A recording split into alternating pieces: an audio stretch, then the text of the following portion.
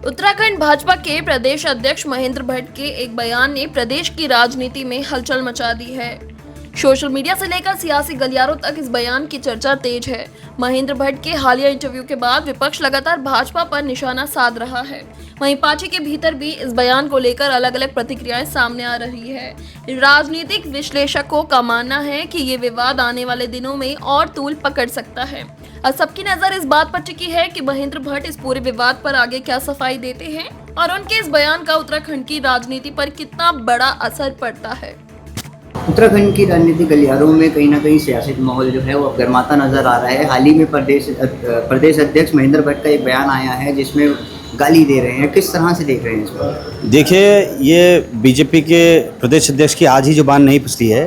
पहले विगत पूर्व वर्षों में भी ये लोग युवाओं को हो चाहे महिलाओं को हो अनाप शनाप बोलते रहते हैं। जैसे उन्होंने साले शब्द का उच्चारण उसके लिए किया, युवाओं के लिए किया, जो युवाओं का आंदोलन चल रहा था। हालांकि उन्होंने उसके बाद में उसमें अपने फेसबुक में उसके लिए क्षमा याचना भी करी।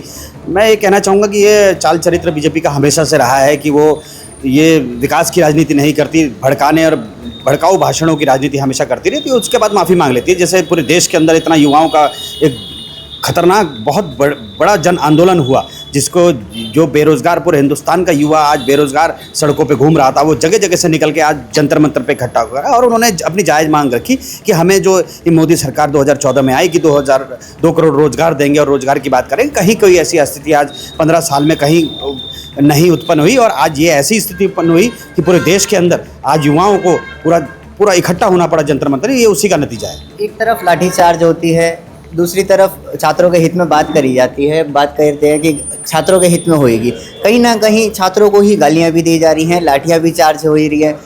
तो क्या लगता है गुंडई सरकार अपनी दिखा रही है? देखिए, गुंडई सरकार मोदी जी जो 2014 में एक नारे के साथ आए, युवाओं को उन्होंने पूरे देश के अंदर एक नारा दिया कि भाई अब की बार मोदी सरकार युवाओं को देंगे रोज़गार, 2 करोड़ रोज़गार की बात। युवाओं ने सोचा भाई एक नया एक मुख्यमंत्री एक प्रधानमंत्री आएगा जो युवाओं की बात कर रहा है। लेकिन उन्होंने मोदी जी को दोबारा मौका दिया, फिर 12 मौका दिया। अब जब देखा युवा हताश हो गया, घर पे बैठ रहा है, पढ़ा लिखा IITN MBBS सारे पेपर लीक हो रहे हैं, पूरे हिंदुस्तान की जनता परेशान है। और पूरे हिंदुस्तान के अंदर उत्तराखंड एक ऐसा स्टेट बन गया है जो इतना पहाड़ी पर्वतीय क्षेत्र है, जहाँ पर सबसे ज़्यादा पूरे हिंदुस्तान के अंदर पेपर लीक हो रहे हैं, जहाँ धामी जी की करप्ट सरकार है। तो ये युवा ऐसे ही इकट्ठा नहीं हुआ, कोई घर बुला के करोड़ों युवाओं को इकट्ठा नहीं करे। और क्या करार था, उन्होंने उस बात पर मोहर भी लगाई मोदी सरकार ने कि अपने ही शिक्षा मंत्री को इस्तीफा हटाया गया, पद से हटाया गया, इस्तीफा दिया। तो यही हुंकार आंदोलन है। और जाते जाते ये एक पूरे युवा इस देश के अंदर पूरे हिंदुस्तान में एक चेतावनी देके गए कि अगर कोई भी युवाओं को छेड़छाड़, उनके भविष्य छेड़छाड़ करेगा तो उनको बख्शा नहीं जाएगा।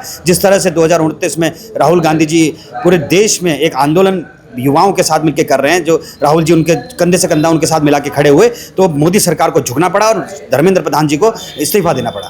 एक तरफ मुख्यमंत्री पुष्कर सिंह धामी ने नकल विरोधी कानून बनाया है और हाल ही में UTU कॉलेज जो है उसमें भी एक पेपर लीक हुआ है, दूसरी तरफ पंजाब में एक पेपर लीक हुआ है।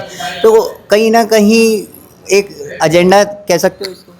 देखिए, ये एक पूरा सिंडिकेट काम करता है जो ये पेपर लीक का मामला होता है। देखिए, सारे जितने भी भाजपा शासित प्रदेश हैं वहाँ पर युवाओं का आंदोलन इसलिए भड़क रहा है क्योंकि वहाँ पर जितने भाजपा शासित प्रदेश हैं वहाँ एक सिंडिकेट काम कर रहा है। ये नेट पेपर जितने भी पेपर्स हैं उनको लीक करने का, उसी का नतीजा आप पूरे देश के अंदर देख रहे हैं। चाहे उत्तराखंड हो, चाहे राजस्थान हो, चाहे मध्य प्रदेश हो, चाहे कहीं भी हो, वहाँ पर पेपर लीक हो रहे हैं। और ये इसमें बड़े बड़े किंगपिन इन्वॉल्व हैं। इसमें उनके नाम खुलासा हो। अब मोदी जी ने एक वो करा है कि फास्ट ट्रैक की कमेटी बनाई है। अब देखते हैं आगे क्या होता है।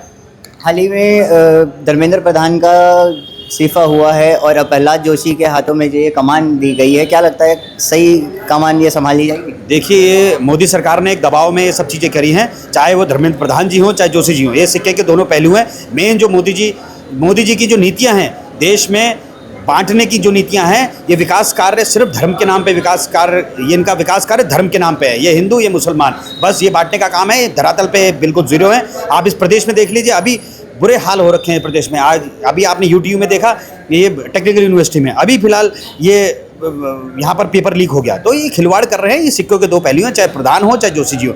ये युवाओं के साथ इन युवाओं को भटकाने का काम कर रहे हैं और कुछ नहीं।